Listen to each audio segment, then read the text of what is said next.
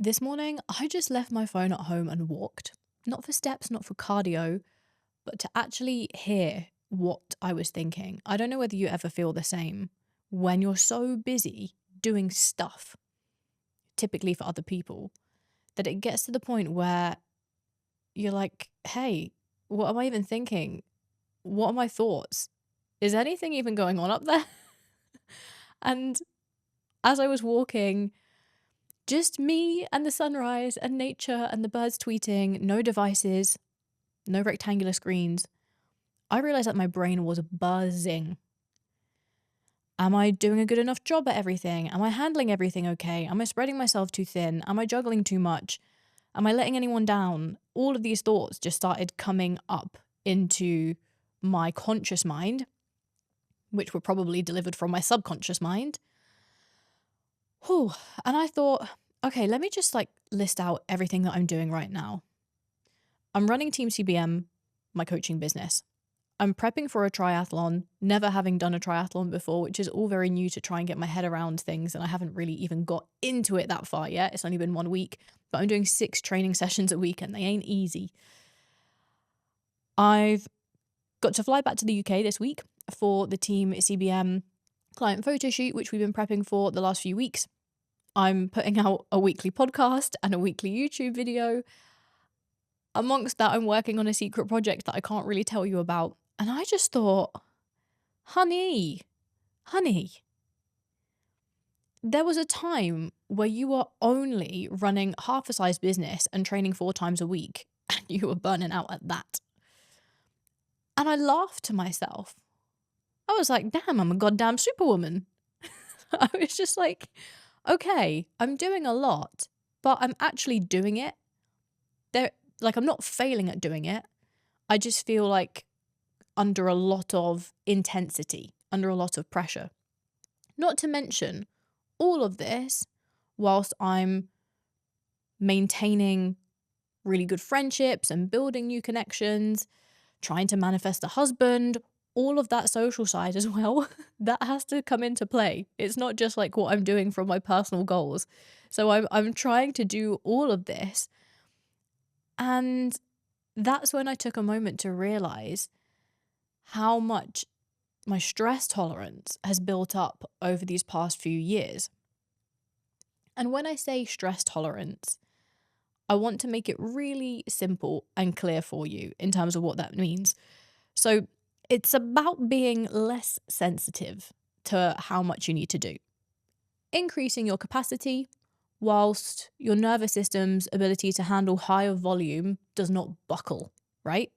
Because if you put Millie 3 years ago into my shoes right now, not only because she probably didn't have the knowledge, but she also didn't have the skills to regulate herself. I don't know why I'm talking about myself in third person here. I didn't have the skills to regulate myself as much as I do now. I would have been a puddle on the floor of complete mess. It would have been tragic. Whether you're a regular listener of the One in a Million podcast or you're new here, if you're enjoying content that respects your self-development, your health, your mindset, and getting the most out of life, I would really appreciate it if you hit subscribe because it allows me to keep bringing you incredible episodes and amazing guests as the channel grows. So please hit subscribe and keep letting me know what content you love.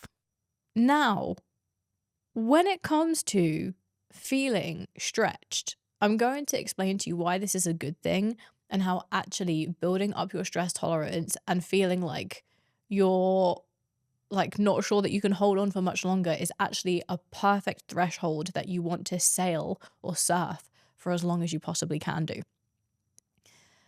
Efficiency is a skill, okay? I just want to say this right now because before we get into talking about doing more stuff, I think we need to talk about doing the same amount of stuff but doing it better. Now, when we might look at this from a health and fitness perspective, let's say, for instance, we're just talking about someone who wants to get to the gym 4 to 5 times a week. Sometimes I have people tell me that getting to the gym 4 times a week would be a complete myth, right? Like it's not possible. Well, it is completely possible if you just prioritize your time better and you get more efficient at the process of doing that. Take me when I was first getting into my fitness journey, like the gym and getting to do a workout, it wasn't something that I engineered into my week. And this takes time to be something that you begin to do, because until you start engineering it into your week and you realize then how you never miss it, you'll constantly be one of those people that put it on like their to-do list. Like a workout is a to-do. It shouldn't even go on the to-do list. It should just be automatically like breathing. Genuinely. Anyone who's listening to me right now and thinks I sound a little bit crazy, this is what we're talking about. This is building stress tolerance, because you're becoming more efficient with your systems. If you want to get to the point where you feel like you are a freaking superwoman, like you are badass at getting everything done, or a superman, if there's any men listening to this, hello, I see you. We need to make sure that you have the right systems put in place. And so you might want to begin thinking about, what are the key areas that you want to improve at? Like, what do you want to do more of? What do you want to get better at? And if that is going to the gym more consistently, then instead of it being a case of, oh, we get to Wednesday and you're like, okay, I really need to get to the gym today because I've only got 4 days left to get all 4 of my workouts in. No, on a Sunday, you plan out exactly where those workouts are going. And I know I'm biased here, but I say that I'm biased. I spent many years in corporate, okay, working 12-hour days with an hour commute each way and still getting to the gym. So just hear me when I say I've been through the struggle, and putting it first thing in the morning and getting up early enough, if you can do, is just a complete game changer, because once it's out the way, once it's done before you start your day, you start the day off on such a good note and you've already made yourself proud. Not to mention all the incredible biochemistry that happens in your body once you've done something that is an achievement. It releases endorphins, it releases dopamine. It's fantastic for what it does for the brain health, these happy chemicals that you'll feel. Anyway, besides the point, you need to make sure that on a Sunday, you've carved in the time to say, okay, this is the day that I'm going to go and do this session. This is the day that I'm going to do this session. And once that's the case, what do you do the night before? You lay out your clothes. You make sure that you've got your pre and your post-workout meal prepped. And of course, all of this comes from having structure and having some guidance in terms of knowing what you're doing. But my point is, you've got Sally on this side who doesn't plan anything, and she just goes through the week thinking, I'll get those workouts in when I have a gap. And then you've got Jess on this side who thoroughly plans out when she's going to do her training sessions, and she has 30 minutes in the evening where she lays out and preps everything that she needs for the following day for her workouts. Do you think that it feels really hard for Jess, or do you think that it feels really hard for Sally? Well, Sally, the disorganized bae that she is going to be stressing because she's constantly going to feel like she's failing. Whereas, okay, Jess might have had to have taken a little while to figure out this system that she needs to put into place so that she hits these workouts without fail. But she's spent a small amount of time building the system, and then it's just easy. She knows, okay, I do this at this time on a Sunday, and 8 p.m. every evening, I get my shit ready for tomorrow. And it doesn't feel difficult because it's now just automatic. My point is, build systems that are going to make you be able to do the same volume of work, but it just feels easy. Like, no one really thinks about brushing their teeth.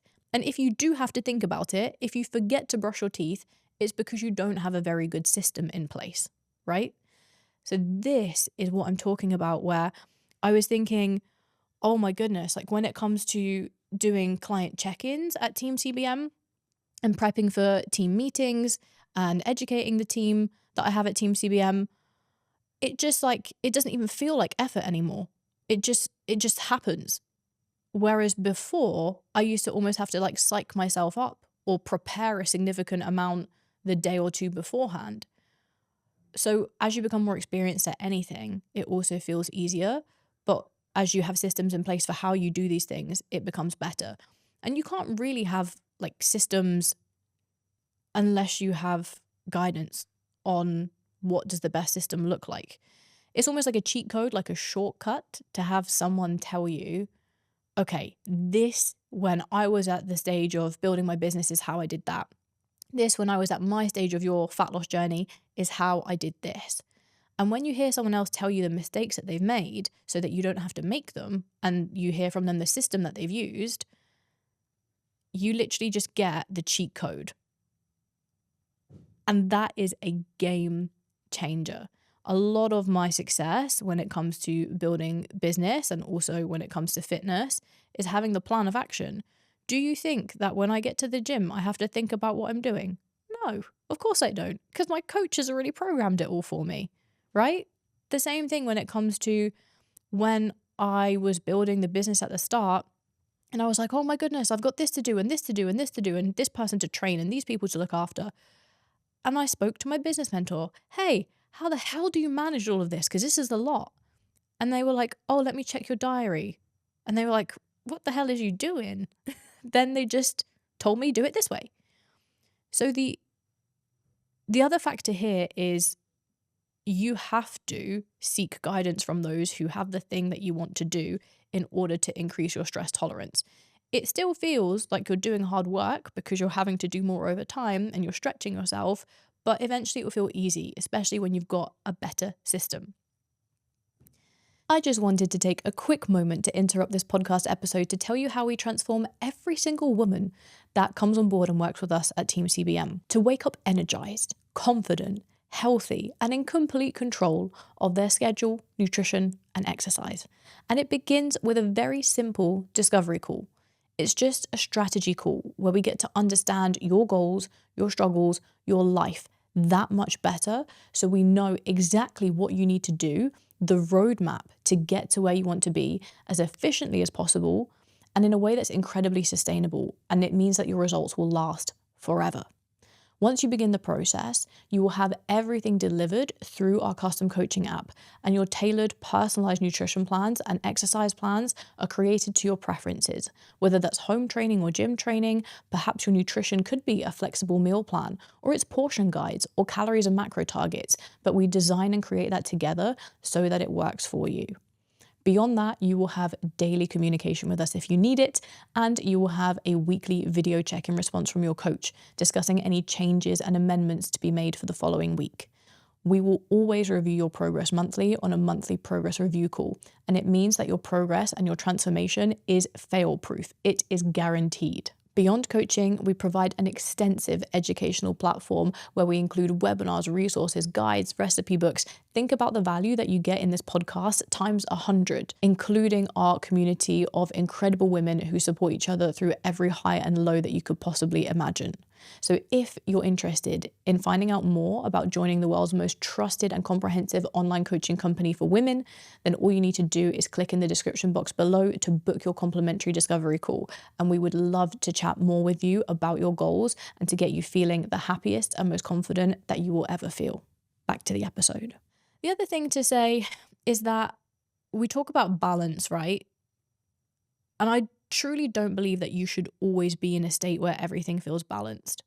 I feel if you are to do that, there's certain things where you're skimping out on the development that you can have of those areas. I will never regret the times where I focused so much more on career than fitness, or that I focused so much more on my fitness journey and fat loss journey than my social life, or the times where I focused more on my social life than my fitness journey or building the business, because I've basically described for that season what is the most important thing to me. For this season of my life, what do I truly want to achieve? And if you want to say, like, I want everything and anything, okay, cool. You best get ready to start doing a whole lot of work.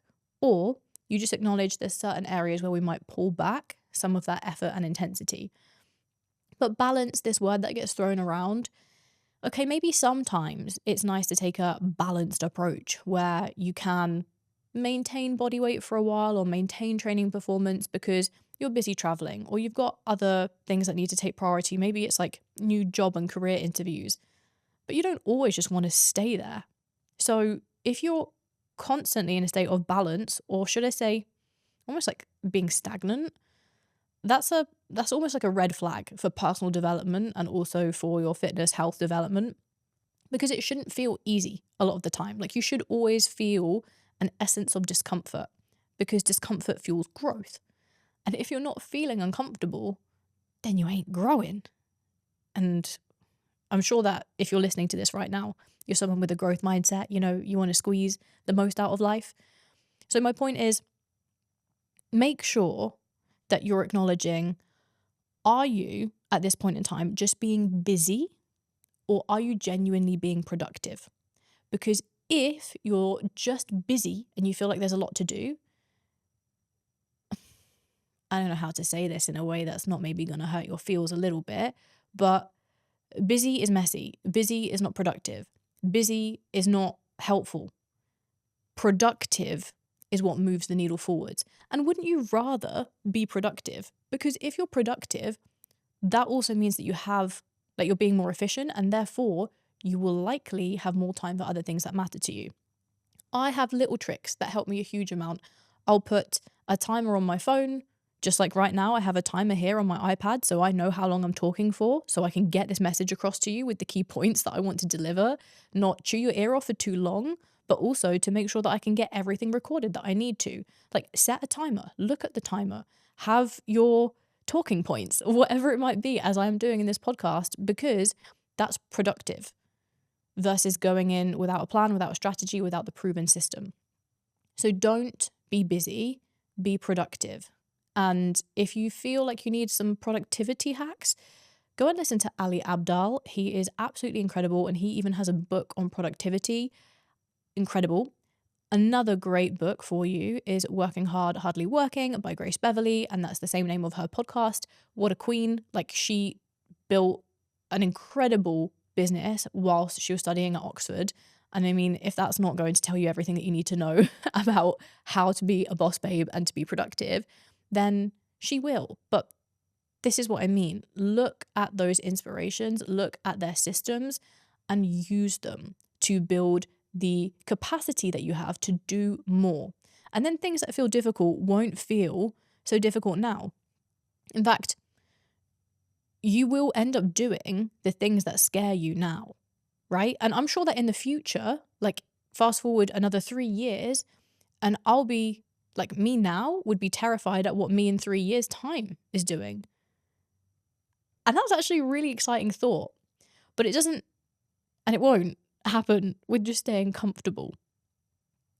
So if for you 10,000 steps feels overwhelming, 3 workouts per week feels overwhelming, sticking to a nutrition plan, prepping for a marathon, whatever you might be doing, if that feels uncomfortable, lean into it. Lean into it. Maybe even ask yourself to do more. It's the same thing that we refer to when it comes to overstretching or overreaching.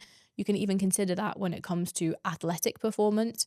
There are elite runners that will go and train at higher altitude for months at a time, so that when they come back down to sea level, their performance is like so significantly improved because they've got more oxygen and it's easier. I almost feel like the same thing for me here in Dubai. The temperatures are extreme. Training in extreme temperatures means that if I ever went and did a race, be it a triathlon, half marathon, anything along those lines in Europe, I would be laughing. It would feel so easy because of the fact that I'm training in harder conditions. So my point is, push for more. Set your baseline to be higher than maybe what it even needs to be, just to prove to yourself that you can do. And you can think about this in anything, be it work, be it your studies, maybe even in your personal endeavors, if we're talking about your dating life or anything like that. Maybe instead of going on 1 date a month, go on 1 date a week, right? And that again will put you into a position where before you know it, you're like, oh, okay, like actually this is just a volume game. I just need to swipe more on Hinge. So these are the things that will really, really help you to start feeling like you can accomplish so much more. Why is it important? Because if you don't, you are going to make progress at a snail's pace, versus if you put more on your plate to the point where you're like, okay, I'm spinning a lot, I'm kind of struggling to juggle these now, then that is good. If you're already feeling that way, great, but you need to move a step forwards to stabilize those plates. The goal is to keep moving forward. And if you're not sure how you can get yourself feeling like you've got more control, then I ask you to look at, where do you feel like things are dropping the most? Is it inconsistency with getting in your training sessions? Is it you're not having enough family and social time? And in those areas, look at someone in your circle, in your life, that you are inspired by, who has a really thriving social circle, who is doing really well when it comes to building relationships or dating, who is doing amazingly when it comes to running a business and staying in beautiful shape. Like, those people, go and speak to them. Hey, how do you do it? What's your structure? And we are going to be on the road for success, on the road to incredible, incredible success. No one is coming to save you. Stress tolerance is earned, and you have to put in that work in order to guarantee that the future version of you is someone that you can't even recognize when you're like, oh my goodness, like they are crushing it. If you have any questions about how I juggle as much as I do, or if you would like my opinion on what you are juggling right now and how to maybe get a little bit more efficient at it, then just drop a comment below, or you can even message me on Instagram. I'll leave my Instagram in the description box. You can always find me there. I like having a nice little chin wag with you guys when you come and find me on Instagram. And also, if you haven't already, go and subscribe to my YouTube channel. You might be watching this podcast on YouTube or listening on a different platform, but my YouTube channel, I have educational content, I have vlogs, and you can actually see more of my day-to-day there and see what I actually get up to. And that is going to be a bit of a behind the scenes for what life looks like for me. If you have enjoyed, please drop a like, make sure that you give the podcast a rating, and I will catch you guys in the next one. Lots of love. If you enjoyed that episode, then go and listen to episode number 24 with Alia, my best friend, all about the manifestation paradox, when trying too hard pushes everything away. It is going to absolutely change the way that you approach everything that you do in life, and it's going to attract a whole lot more positivity for you. It is a must listen.